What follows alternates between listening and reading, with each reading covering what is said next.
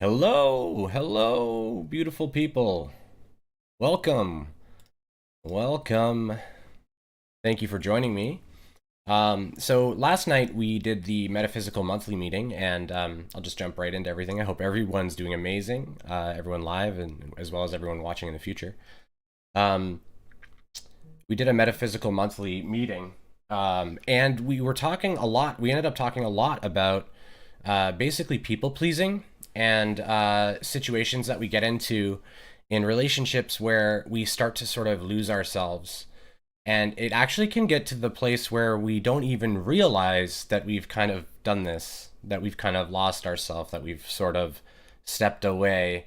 Hi, Debbie. Hi. Actually, this was all inspired through our discussions last night, and I'm just really grateful for the people in the community that help to inspire some of the direction of the channel. So we'll be doing another one of those meetings, and I'll let everyone know if you want to attend.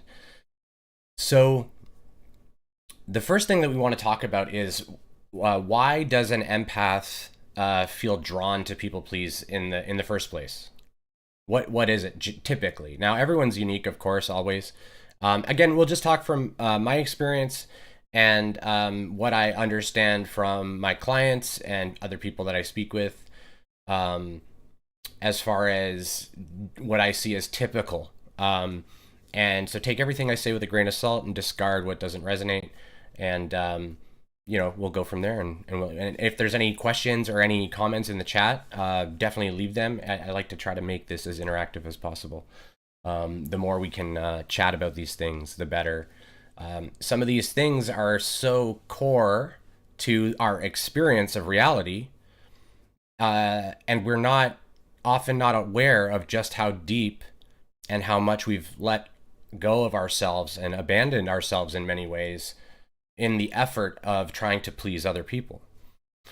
And so we'll just talk about why we feel drawn to do that. So typically this comes from a childhood abandonment situation, or lack of acceptance in childhood.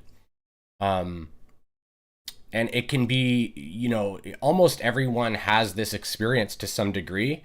And essentially what happens is, as a child, in some way we're abandoned by our parent or friend or something like that, and we feel that because we did something perceived as wrong, that's why they withdrew love. Or it's not atypical for parents to punish children, right? To put them in timeout. And some parents, luckily when I did timeout with my children, and I wasn't very spiritual at the time, but what I did was I would tell them that I loved them, but they had to sit and think about what they did. And then after, then I would tell them I love them still, and ask them how they felt about what they did. That's how I would handle it. But in the past, it was more like timeouts, just where, you separated and you're just sort of treated ostracized, like a black sheep sort of in the situation, right? And so what that does is it instills a fear in the child that, now if I act out, if I don't behave directly appropriately, then if I'm not pleasing the people around me, then I'm gonna be removed from love. I'm gonna have love withdrawn, something like that, or I'm not gonna be accepted. It can manifest in a couple different ways, and it can then focus on sort of speech, or it can focus on activity and expression, artistic expression, whatever.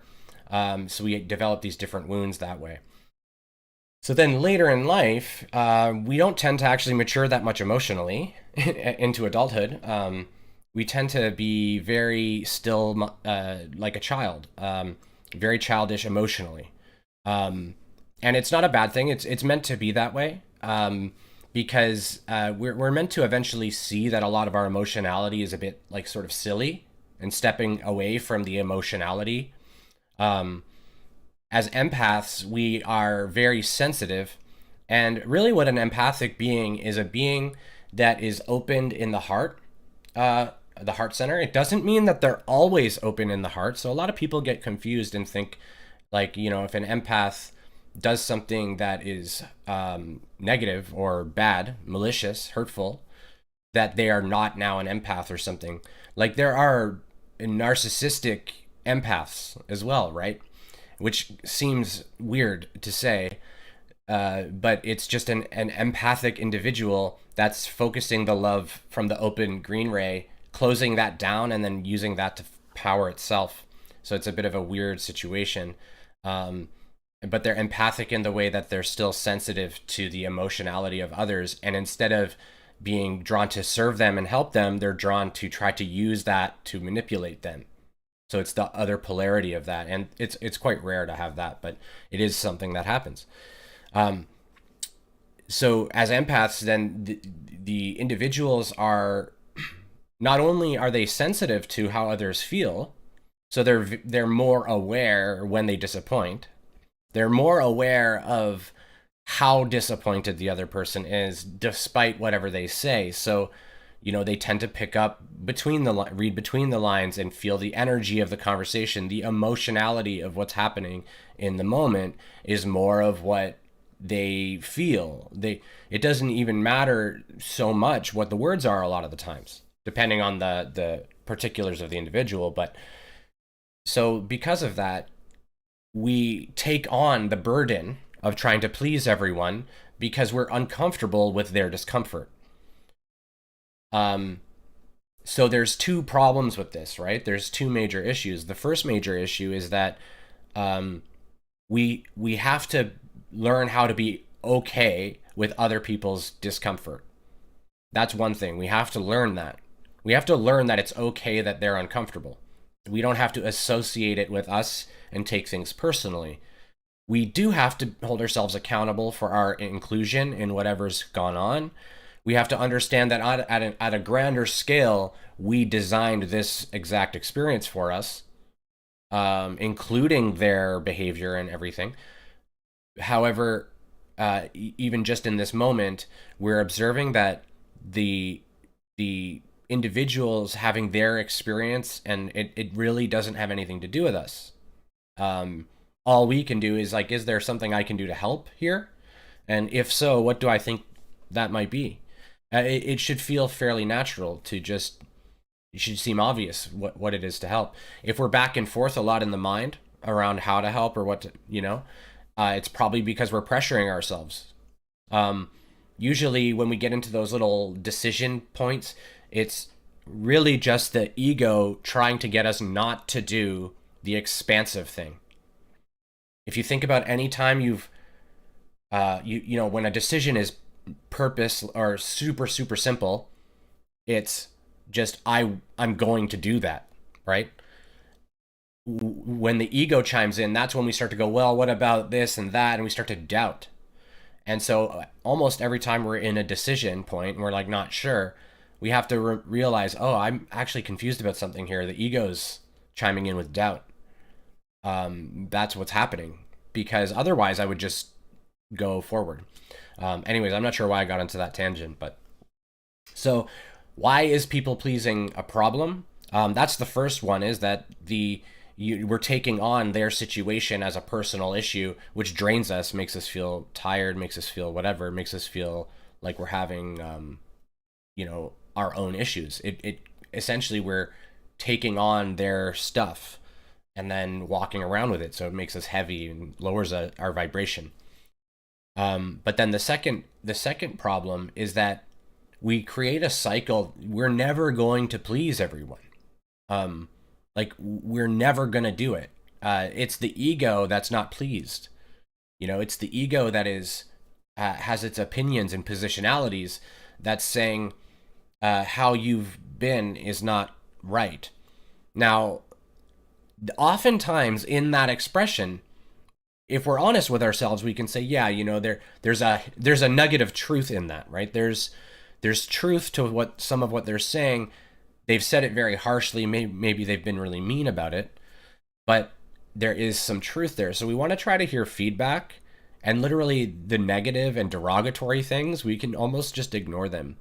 So I've been able to get to a place where, with most people, if I feel like they're trying to slight me or speak derogatory towards me, I pretty much just ignore it. It's almost as if I don't even really process it anymore, most of the time. Now, there are certain people where the emotional charge, the relationship is a deeper emotional charge, and so I can be more affected and more swayed. So it really depends, but we want to limit our engagements and how involved we get in the other people's situations, no matter how close they are to us. This is what allows us to actually truly see the best way to be of help here. It's actually it's our stepping away from it and taking ourself out of it, which allows us to see the most wise approach, the best approach for all involved, because we're not biased and all wrapped up in things. So we're actually able to see much more clearly. We're not emotional. But the first step to that is accepting that how they are is okay. We have to accept how they are, how they're expressing, how they're feeling. It's okay. That doesn't mean we have to stick around if it's like abusive, of course. I just mean that, you know, it's their expression. It's okay. We forgive them. They're obviously emotional and upset. Um, so it's a problem because we end up constantly abandoning ourselves. We end up not pursuing things we want. We end up doing things just for the sake of others. Like in some sort of secondary ways, like we might go into a certain profession just because our parents seem to want us to do that. Maybe they don't overtly even really tell us to do it or make us do it, but we still do it anyway, because we lose our own agency in our decision making. And we have to remember that we can't blame other people for that. Like we can't blame. We have to take responsibility and accountability for the choices that we feel we've made. Now, you know, if we were not making our choices, or if we were making our choices on like to try to impress other people or to please other people, then we're going to eventually realize that, and we have to realize that that was part of our plan to do that. Like we knew we were going to do that for a time, right? Before we came here, we were aware that we were going to people please and try to, adjust ourselves. We were aware of this. So now we know it and we can see that, and so we can stop that behavior. And it takes practice. And it's also a little challenging. It takes some courage actually to kind of shift this behavior. The behavior itself is based in this idea that if we don't do that, we're going to get abandoned, right? We have to realize that we don't need them. That's the root of it all. That we don't need them. If they don't want us, we don't need them. It's that simple. Yes, it can hurt a lot. Trust me, and I've went through many. I've had relationships where literally the person, without explanation, more or less, just disappears from my life after having conversations like, we'll never ever stop talking. Like even if the relationship doesn't work, then whatever, right? So and then they disappear.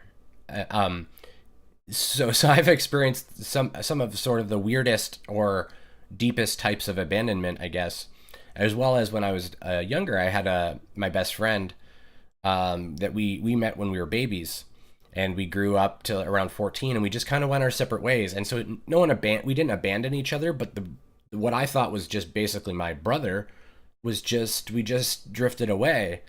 And so the impermanence of relationships was clear to me at a young age, luckily. So, even still, I had those other experiences with women. And when we have these experiences, it terrifies us. It terrifies us because if we don't meet their needs, then they're just going to leave, right? And we remember the abandonment, and all of that is based on this idea that we need them. So we have to realize that we're fine on our own. So it's all about self-acceptance and self-love. to really come back to ourselves. You know, and so other reasons we people please is because we think that by doing that, that's what makes us a good person. So that's another portion of this. It may have nothing to do with fear of losing them. It may have more to do with our self image, our ideal self image, which is just very voluntarily service oriented and just really proactively trying to serve others. And in doing so, we're probably, if you're on this video listening to this, you're probably noticing that, you know, I'm making myself feel obligated to help people when I don't, and then when I'm doing it, it doesn't like feel quite good. Yeah, I don't need you might sound cold. So Thoughts True says, I don't need you might sound cold, but I think that's really unconditional love, to be freed of ego's clingings. Yes, yes. I mean, you actually can't, like you said, it is indicative of unconditional love. It's if you love someone enough to say, I just want you to be happy, and if not being around me or being with another person makes you happy, that's what I want for you. That's unconditional love, right? You still love them. It's unconditional. They're not even in your life. You just still love them. You can't do that unless you don't need them egoically. If you have an egoic attachment to them, then that's not going to work. It's not going to fly. So it's exactly that. It's about freedom. It's not about being cold. You love them. You just don't need them. There's a vast difference there.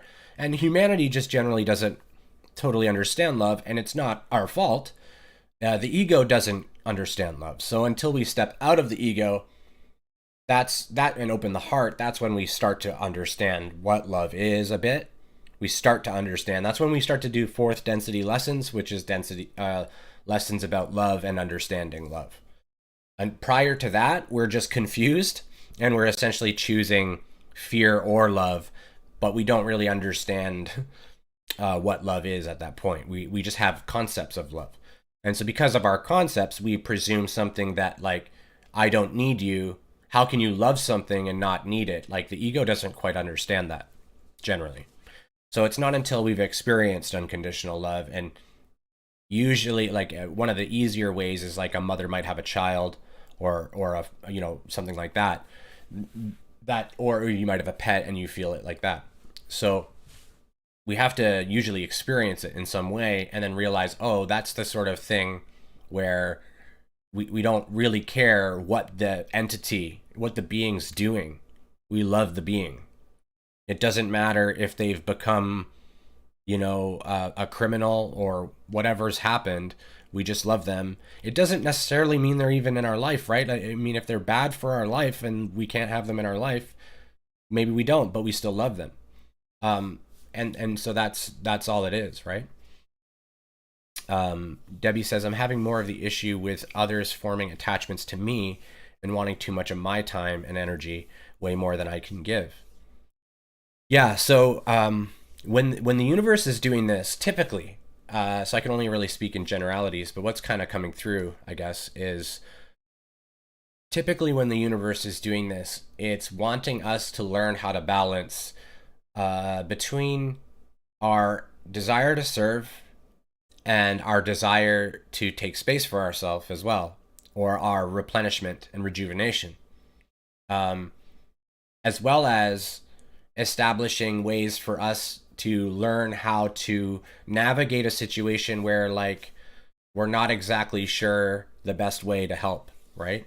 So it kind of sets these situations up. So depending specifically on how we feel, that's the best approach that I've found, is try to, you know, the linear mind wants to make plans, right? So it wants to say, when the person does this, I'll do this. When the person does that, I'll do this. What I would recommend is actually trying to move into a more non-linear type of thought, whereas it's just literally, as the experience arises of the person engaging with me in the way, I'm going to pay attention to how I'm feeling. And if I'm feeling like blah, I'm just gonna step away from it and consider what's going on.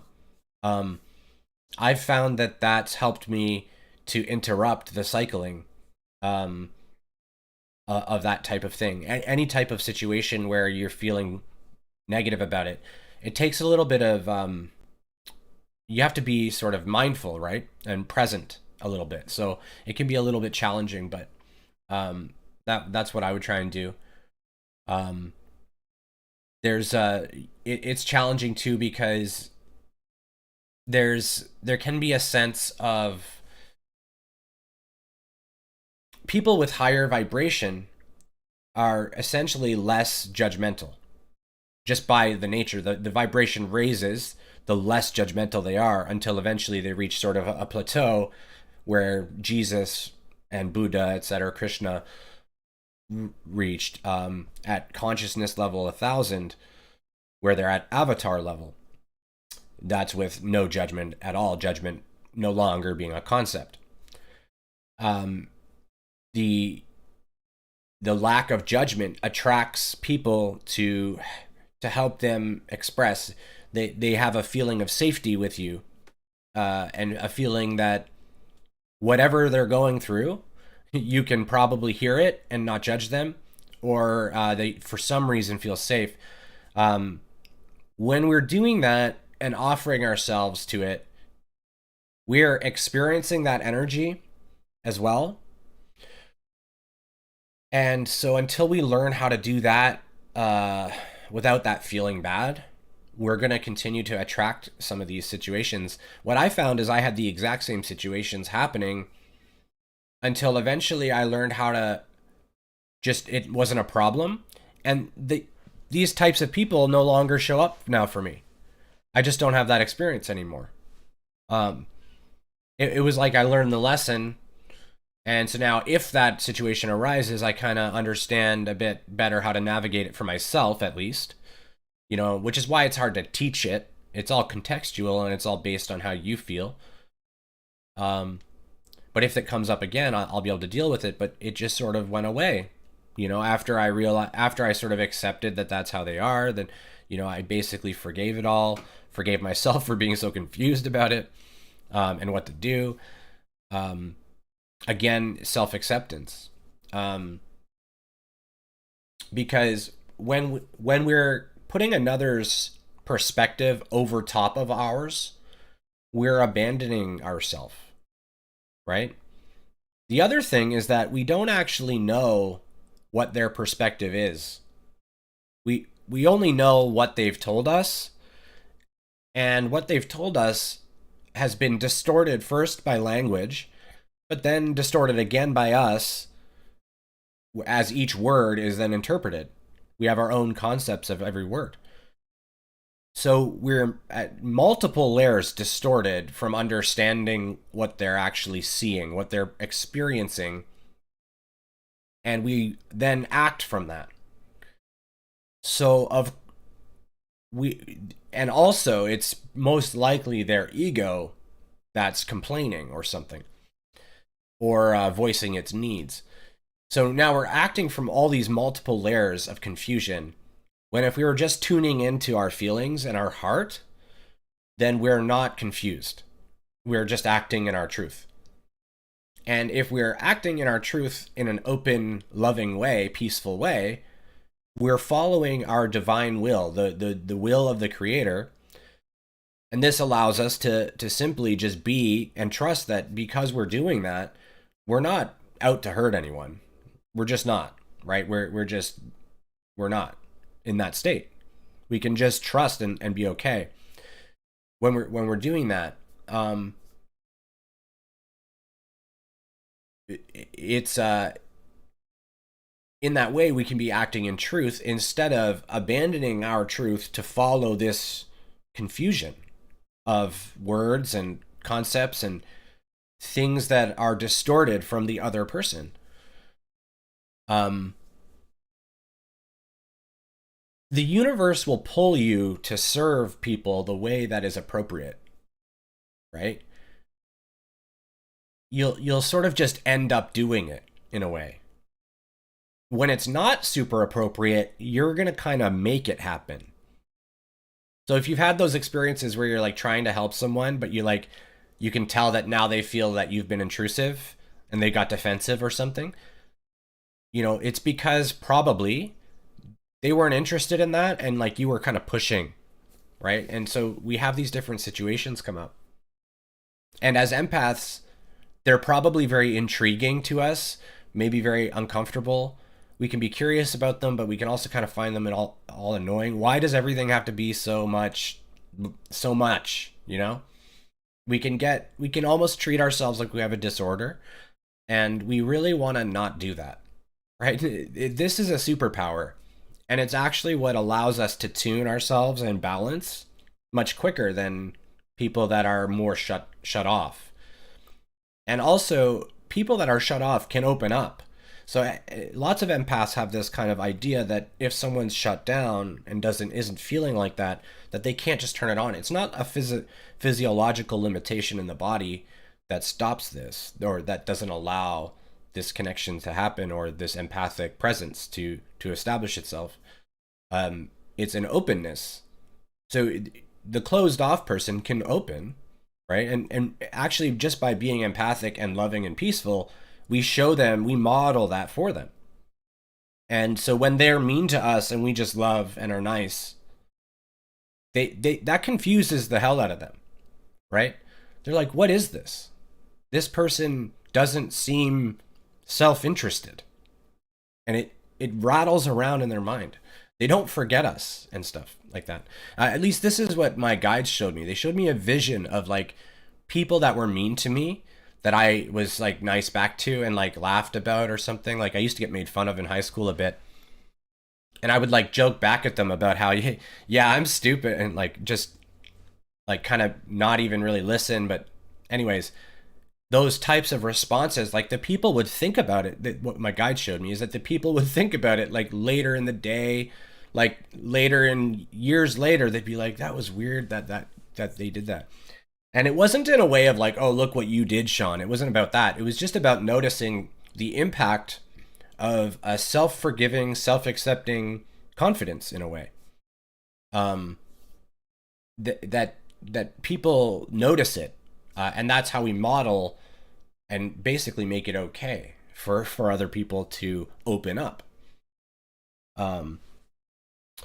Debbie says, I'm getting better at letting it go to voicemail when I don't have the energy. I still have trouble saying no once they get me on the phone or in person.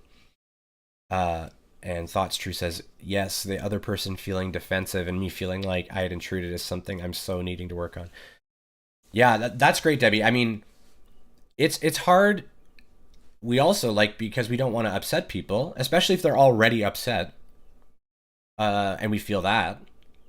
We don't want to then let them down. Or we feel obligated, right? So, and then we also, we feel, because we feel obligated, we feel like we're not allowed to say no sometimes. But of course we're allowed to say no, right? Of course. It's totally reasonable to just say, I'm busy, I'll talk to you later, right? It's totally fine. But for whatever reason, we convince ourselves that that's rude. It's not rude. It's really not rude. But for whatever reason, if somebody did that to us, we would be like, oh, okay. We would totally get it, right? So, most likely. So, and yeah, when we're intruding on other people's, some of us, like myself as well, I can be very oriented to try to give advice. Because I feel it's my compassion. I feel compassionate about where they're at. And I feel a lot of times, because I study the ego and how the suffering and all those things, and for some reason I'm fascinated by it all and the metaphysics, I then go, well, I've studied this in myself a lot, so I can know where you're at, and I can often say, and I'll also be hearing guidance as well, so I have lots of input I could give, right? And it feels, I kind of, the thing that the difference that I noticed is I kind of I sort of force it a bit. That's what I've noticed. Just gently, like I'm gently intruding. I'm gently stepping into this territory on my decision. And I realized that that's me being arrogant. This was a big realization for me. That, oh, who am I to presume that how they are feeling is not perfectly appropriate for them? Like their higher self has created this. Like they, as a sovereign being, have manifested this moment. Sure, if they ask for help, I could help them. But for me to presume they require my help is arrogant, isn't it? A little bit? Just a little bit. You know, it's well intentioned, of course. Well intentioned, I'm just trying to help. But what do I know about it, you know? As the observer, I don't know what's going on. So that's what I realize, is that there's that small element of imposition. I'm presuming that they should have a different experience than what they're having, probably because I don't really like it. If I'm honest, it's probably because it reminds me of how I used to feel, and I'm like, ooh, I don't like that, right? Because I feel it empathically.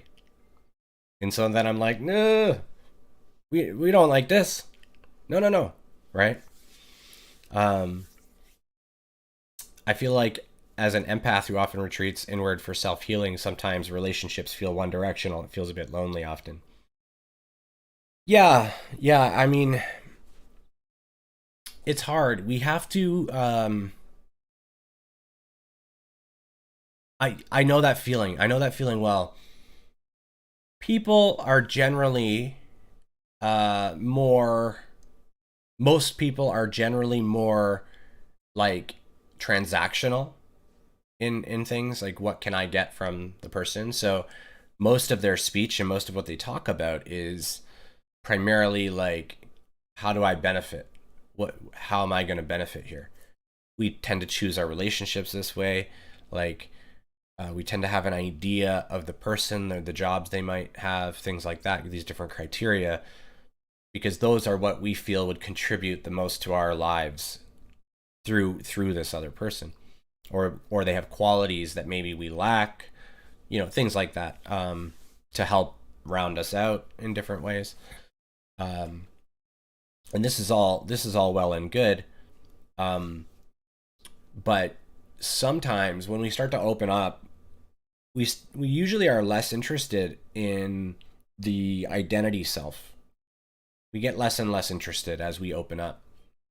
We realize that we're not just this limited being here, that we're more than that. So we stop caring so much about the limited self, and then we start to open up, and other people aren't necessarily doing that so much. And when they're not doing that as much, they're gonna be more like self-interested. Basically, they're more operating from self-interest. And so then we go through a period where we literally have to learn how to just be okay that that's how most people are. Like the vast majority of the population is below the line of integrity in their consciousness, which means they're acting primarily out of fear. It doesn't mean they're always terrified or anything, but fear is the main motivator or influencer in most of their activity. And I've talked about it a few times on the channel, but Dr. David Hawkins has written multiple books about this this particular topic of the consciousness scale. And you know, so just we have to learn that, like, it has to be okay, right? Because it's not going to change dramatically overnight, most likely.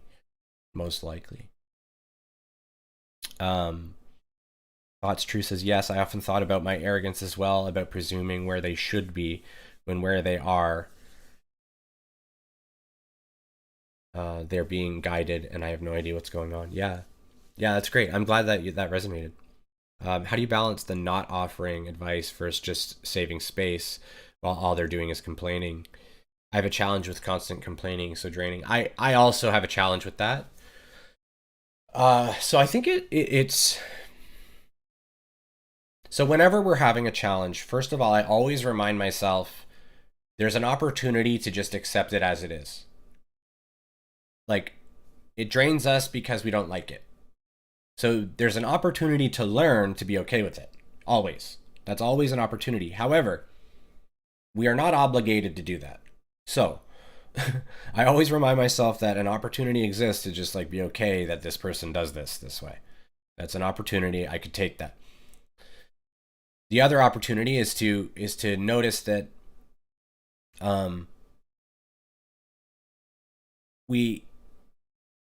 we're better serving, like we're better serving them when they ask us for advice. If we interject our advice and they're in an emotional state, they're not likely to pick it up and to hear it anyway.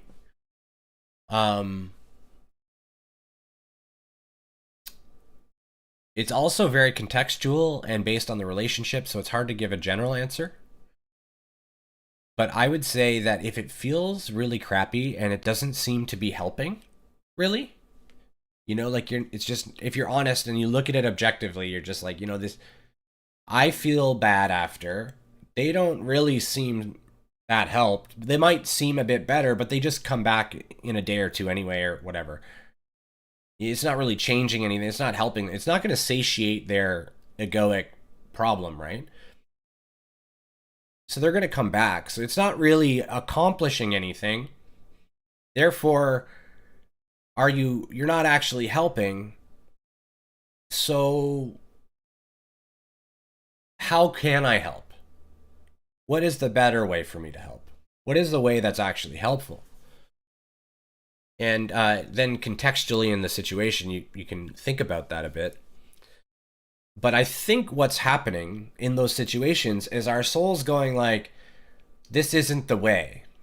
I think is often what's happening. Like, this isn't the way. So we have to learn how to be okay that we're engaged and participating in a thing that isn't really aligned. We have to be able to notice that feeling and then be okay with it. That's what I meant by accepting that that's what it is. It doesn't mean we have to participate in that. Just that we accept that, yeah, okay, I don't like this.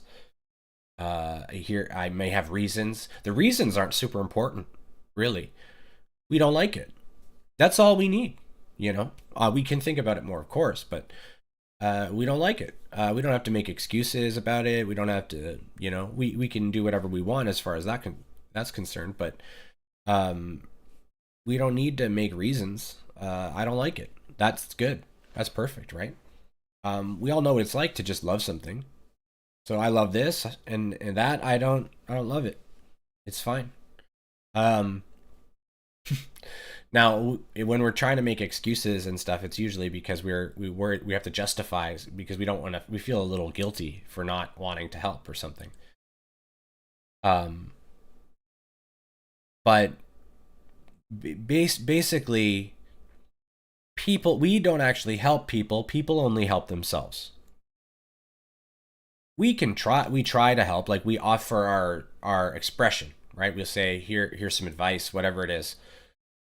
And that's our offering of help. We're really just handing them, a bit of information. If they're really emotional and not super present or not interested or just, the ego likes to spin up drama, concoct new drama. If the ego's just doing that, it's not actually wanting to resolve the issue because then it can't do that. It can't spin the drama. That's how it sustains itself. So if it's not being shed and the person's not actively working on themselves that way, then the ego's not listening to any of the stuff anyway. Whatever you offer them is just kind of slapped away and ignored. And so in that case, your service is getting rejected. And so the soul's letting you know this isn't working. Like we're not helping this person. And then we get guilty about things, right? So we can let go of all the guilt, forego the guilt. Hi, Jamie.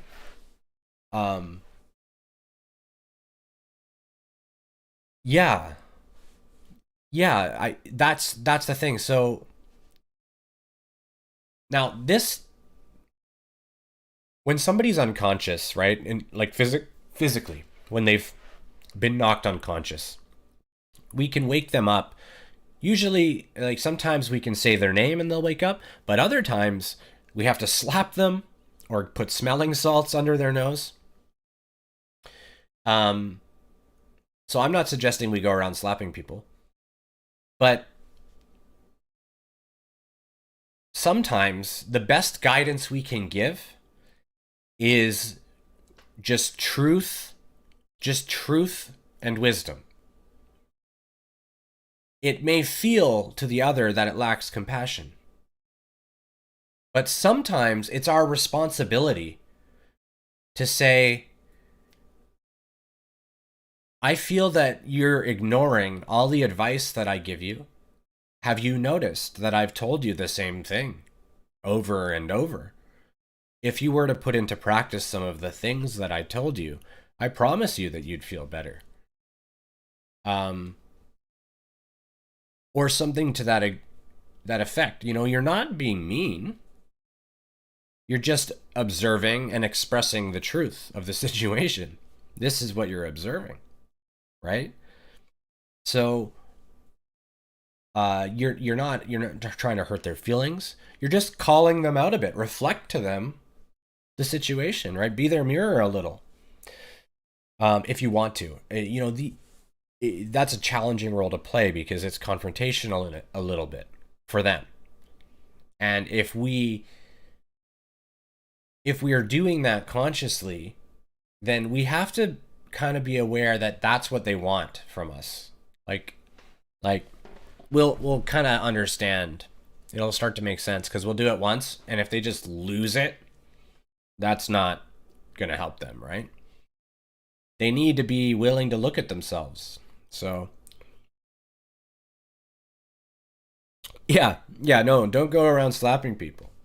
But and I actually don't even worry about like trying to wake people up. That's not what I meant either. We can't. But sometimes the love, like being just really loving, really serving, really devoted to helping them, sometimes that just enables them, right? It just enables them and they just think it's fine. They don't even realize that they're being a pain for you. They don't really realize that they're drawing on your energy the way they are. They almost always don't realize that. They don't realize. So someone should tell them, right? Someone should tell them probably that that's what they're seeming to be doing. And who better than someone they trust and care about, and someone that can tell them in a peaceful way that's forgiven it, that's not judging it, just is saying how it is, you know? But that role, that's a, you know, it's a hard one to do. Usually the whole thing revolves around our self-significance as well. Like we do stuff to make others think that we are good or wealthy or nice, whatever. So we'll not only have the pressure of our self-image, but we want our self to appear significant in some way, valuable to others. So, you know, if we're a woman, we may grow up going, okay, well, the only way I'll be valuable is perhaps if I have a child and raise a family, let's say. And I'm not trying to be stereotypical or anything. I'm just saying a common one. You know, so then if they can't, like, let's say they find out they can't have children, they're going to then experience all this problem, all this trauma, and, you know, these different things. Because we're tying up our significance in these externalized expectations. You know, these different ideas that society has struck chords in us with, and then we've, you know, embraced those and said, okay, well, this is what I want, this is my dream, and that type of thing. And it doesn't mean we can't pursue those things, of course.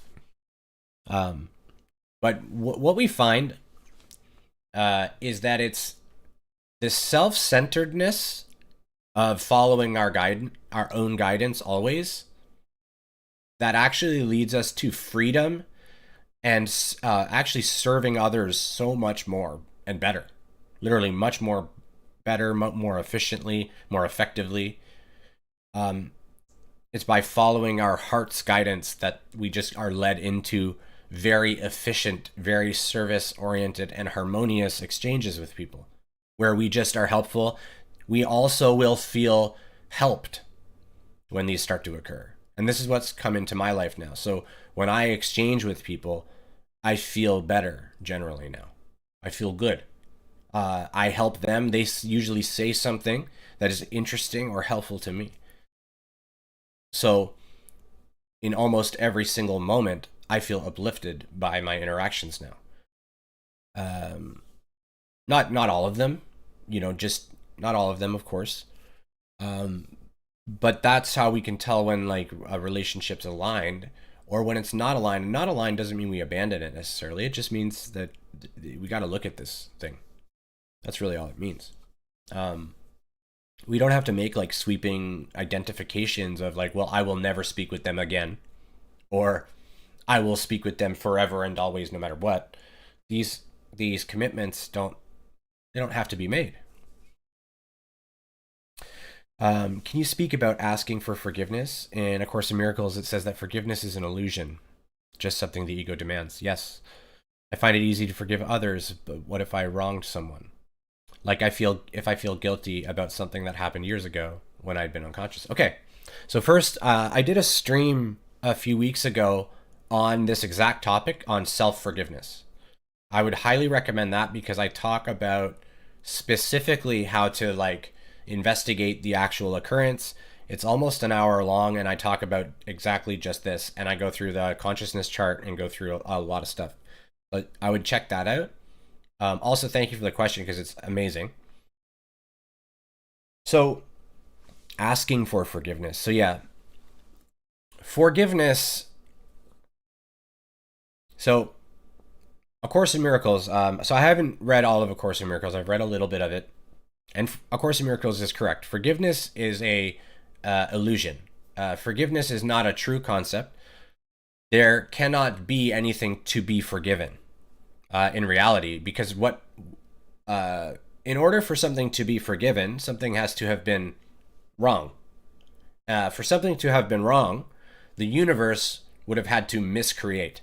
God would have had to miscreate. God does not miscreate. So there is no error. There's error in our perception, which causes us to perceive the need to forgive. So it's an egoic construct that we create in our mind based on judgment, either judgment of self or judgment of other. So when we want someone's forgiveness, we're judging ourselves for the thing, right? And we're just crossing our fingers that if they tell us with their mouth that they forgive us, then we'll feel better. Typically, that doesn't actually make us feel better. Sometimes it does. It depends if we let ourselves off the hook after they tell us they forgive us. So the ego will do that sometimes. Other times they'll forgive us and we'll go, yeah, but I'm still garbage. I'm a garbage person for doing that. Even if they say it's fine, or they say it's fine and we don't really believe them. And yeah, our need for them to forgive us is not helpful. What we have to do is forgive ourselves. We have to let them move through their forgiveness process on their pace. Like you can't make someone forgive something, right? We can't make them. We can offer our apologies. We can let them know that we've considered how we behaved. We can make our efforts just to let them know, to try to make our restitution. What I like to say, this is what helps me a lot, and I mentioned this in the other stream, I think, that I directed you to. Forgiveness in ourself is most easily found by recalling that we didn't know better. Like, we just didn't know better. If we knew better, we wouldn't have done the thing. Sometimes we have some doubt or conflict prior to doing the thing where we did kind of know better but still did it. Um, and then we beat ourselves up about that, right? Um, it's really important that we like we basically recognize that the way that we make restitution to the universe for this action that was out of harmony with what our true heart would have probably wanted to do, the way that we make restitution is not by actually correcting doing anything. It's actually by noticing the error in the first place. I noticed that this behavior was out of alignment, and now I'm going to investigate why it all happened that way. What led me down this path into fear to then act out? This is how I make restitution. This is how I forgive myself. You know, I'm showing myself that I care that I made this error in perception, not a mistake. It's an error in perception.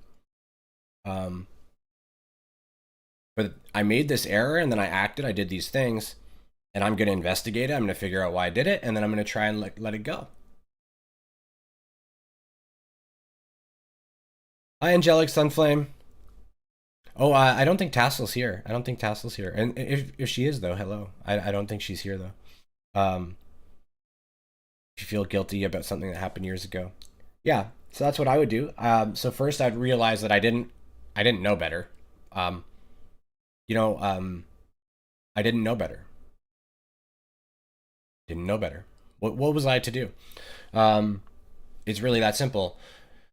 But then, now that I do know better, I can actually be grateful that I did the thing, right? We can actually turn it into gratitude through this, because we can go, oh, if I didn't do that, then I wouldn't actually realize how crappy that type of behavior is. This is how we know ourselves. This is what we're here to do, is to make these missteps. We're walking through a cave with a candle flame. Sometimes we bump into walls and stub our toes and stuff. We don't know what we're doing, really. We're veiled. We're not, until we sort of reach an opening, and then we ignite everything and we open up big. And that's when our awareness just really pops into more of an all that is state. Then there's not so much confusion anymore. There's still some, but there's not so much. But prior to that, we're pretty confused and blind and not sure what's going on. So of course we're going to stumble. Of course it's, and we could stumble pretty hard, right? We can do some pretty crappy things. And also you can remember that you've also done in other lives, you've done way worse things, probably way worse things. And that's why you're here now listening to this stuff, learning how to let go of these types of things, how to learn how to see more harmony in the world, how to forgive yourself, how to accept yourself, right? If you didn't already do horrible things in your other lives, you wouldn't be here doing this side. We tend to do the darkness stuff first. We tend to play in the illusion first, and then we come out of the illusion. There is very rare. I can't imagine actually it being possible metaphysically to ascend without exploring it a bit. So the last thing that I wanted to talk about is the ego's expectations. The ego will never, I'm sure you've noticed this in yourself, in other people, it's never satisfied ever, no matter what. You get a new job and it has a higher pay. Within months, you're like, I would like more money, right? Or maybe immediately you're like, I would like more money. Or you buy a new car and then you're bored of the car and then you're like, well, I'd want a new one. Or you're in a relationship and it seems great. It's amazing. It's the best thing ever. And then suddenly they seem like they suck. They kind of suck now, don't they? They kind of suck, right? Like the ego, it just concocts drama, more or less. Now there is rhyme and reason to it all. There is purpose to it all. The purpose is for us to learn of ourselves and to learn what's aligned, what's not aligned, and to progress. But when we're having egoic demands from others, which are essentially any any and all demands on us. Oh, thoughts true with the $5. Thank you. Thank you so much. So grateful. That's great. Thank you. That's great. I don't get a lot of super chats, so I get really excited. Thank you so much. Um, what was I talking about when I was so rudely interrupted by a donation? I'm just kidding. Um, oh yeah, so you're the ego's never satisfied. You can't actually ever really satiate it. It just wants more and more and more and more and more. So when we are like when we are, it doesn't mean we don't we don't ever respond to their egoic needs. In order for the identity to be in the world, we need to express egoic identity needs, right? The needs of our personality. I would like we if we go to a hamburger place and want to order some food, we have to ask for something, right? Like, and they have to do it. There's egoic stuff that's going to happen. But what we have to realize is when their ego is flaring into like a fear state and negativity, and they're demanding stuff of us, and it's feeling all blah, that's when we can just go, oh, I get it. This is their shit. It's not mine. This has nothing to do with me at this point. This is just their sort of shadows really exposing themselves. And if we can step away emotionally, we can actually observe a lot about ourselves, because we can realize that this is us. We're looking at our reflection. There's capacity in us to be doing exactly this thing, to be behaving this way, to be whatever's going on, whatever we're feeling. We can use that as a learning opportunity and thank them for that in a way, while also appreciating how uncomfortable we may be. And what happens is, as we do that, we eventually become grateful for even these wacky, weird experiences, that we're really uncomfortable, that we don't necessarily understand, but we're just like you'll have experiences with just strangers sometimes. I don't know if you guys have this. I have this though. Just strangers with these weird experiences, they stick in my mind all day. And I'm like, what was that about? What was that about? And eventually I come to some type of realization. Um, and I don't know what that is, but the universe brings these experiences to us. So if we're in experiences with people in relationships where they're drawing all our energy, we're probably learning when is it okay for us to say, let's not do that anymore, versus when should we lean in and give them more, right? Part of the reason also that we feel drained is because we feel that we are limited beings. When we realize very deeply that we are all that is, there's now no limitation on expression of love. There's infinite love. There's no limitation at all. There's no tiredness. There's no, that doesn't exist in that state. So that part of it is our own constriction, our own distortions that are causing us to feel limitation in our energy capacity. And that eventually does fall away as well. But the way to sort of not have it affect us so much is to basically realize that what they're saying, like, we're never going to please them properly all the time, because we're always guessing at what precisely they want. And you'll notice too that sometimes they want you to respond to things this way. Sometimes they want you to respond to things that way. Sometimes they want something that seems random and you were supposed to guess, right? You don't meet their needs. It kind of expects you to read their minds, read their desires, and then meet it. And yeah, can we love them from a distance? Absolutely. Absolutely. Yeah, for I don't know, it was Sadhguru, I think, said, and I really agree with this. First, try love. Just be loving, helpful, be loving and helpful. If that's not working, try compassion. Like, forgive them for whatever is going on. More love, but compassion. Sometimes compassion can be in the form of wisdom, because if the love is not helping, perhaps they need to be redirected a little. If both of those stop working, distance. Just they're on their journey, and it's not seeming like you can really help them right now.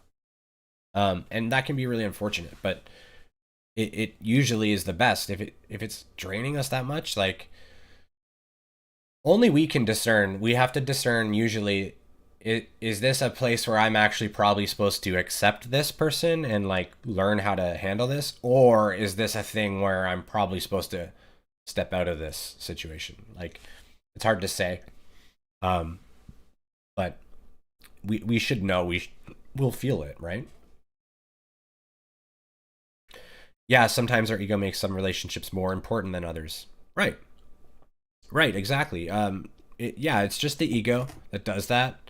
Um, and it's very normal. But in truth, there's not really any difference between a stranger and a family member. It's all one being. So all of the identity and stuff is very, very important. And it actually stays, in my experience, when I was going through my deeper awakenings, where I was shedding some of the attachments of the personality, where, the attachments to children and people, for example, in my life, like my children, I was worried that by losing the Sean identity, I would lose attachment. I would lose my connection with my children, for example. But what actually happens is it expands, and you start to be able to feel that type of connection with an unconditional love with any person. So you still have the framing of that is my family member and that is a stranger. But now you've just elevated really where the stranger's at, and the family member is still where they are. So nothing changes really there. You don't lose anything. That was one of my bigger fears when I was moving through some of these attachments. Was that, oh, if I lose my attachment to my children, does that mean I like don't love my children? Does that mean I, something like that? So I don't know why I'm talking about that. Probably someone that probably is interesting for somebody at least. But can we love them from a distance? Yeah.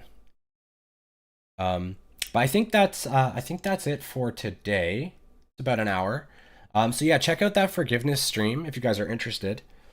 Really what we want to do is stop people pleasing, and actually by doing that, we'll be learning to nurture ourselves, our sovereignty, and our heart's truth, which will be likely really oriented to serving others anyway.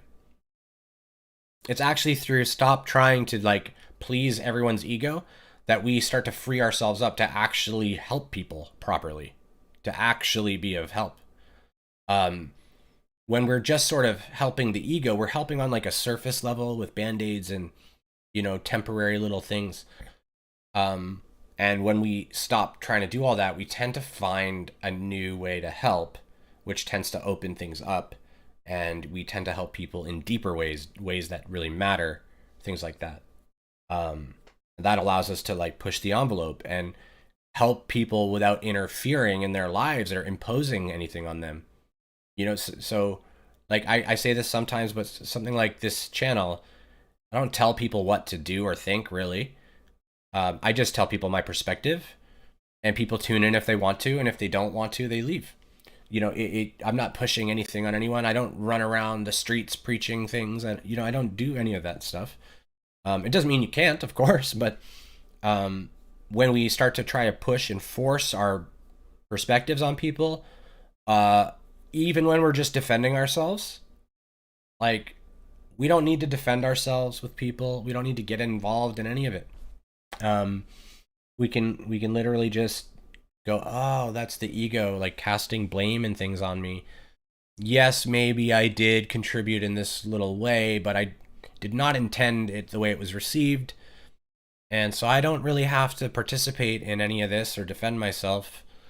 I know the truth of what I was doing, and whatever they are experiencing, is kind of theirs. And, I'm sorry they feel that way, but, it's up to them, really. And now we can apologize if we feel we should, of course, but,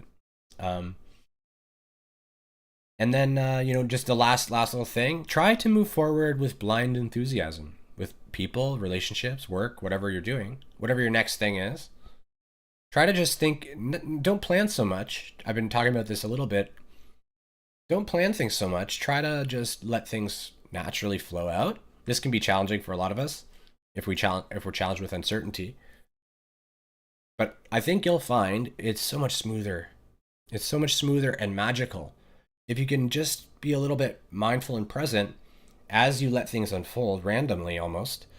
Just let the universe provide for you the intended experience. So, for these streams, I went live today intending that somebody would donate. I thought, it's important to me to feel. So thank you again, Thoughts True. I really appreciate that.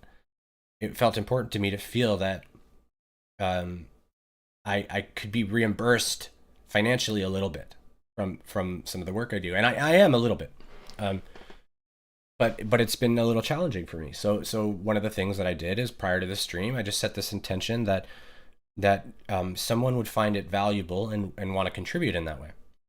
And I'm not trying to garner more donations or anything, but I'm just trying to express that when we set those intentions for the essence of the experience, not make plans. I didn't even mention donations or anything until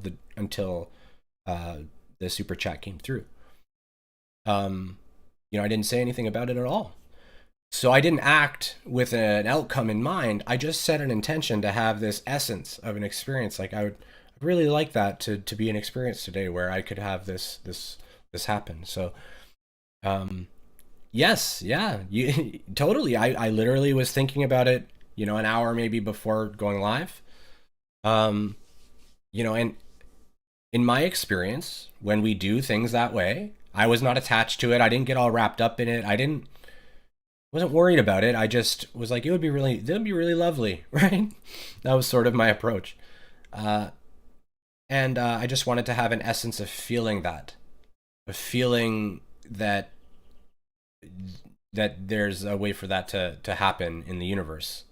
So if we approach situations with that, we don't plan everything out so much, then we have left the universe wide open to just deliver to us the essence of the experience that we've desired to bring about.